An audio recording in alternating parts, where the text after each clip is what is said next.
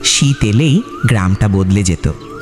ভোরের কুয়াশা, হালকা ঠান্ডা বাতাস আর খেজুর গাছের নিচে ঝোলানো মাটির হাঁড়ি, এই দিনটাতেই শীতের পরিচয়। সন্ধে নামলেই চাচা খেজুর গাছে দা চালাতো। রস কাটার সময় গাছের গায়ে দা পড়ার শব্দটা এখনও কানে বাজে। রাত গভীর হলে আমরা পোলাপাইন জড়ো হতাম।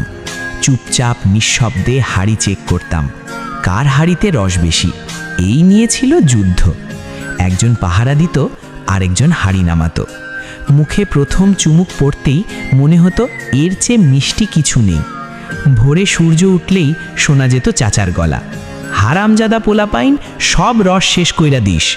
আমরা দূর থেকে হাসতাম, ভয়ে নয়, আনন্দে। আজ সেই পোলাপাইনদের একজন আমি। বড় হয়েছি, এখন আর রস চুরি করি না, কিন্তু অনেক কিছু হারিয়েছি।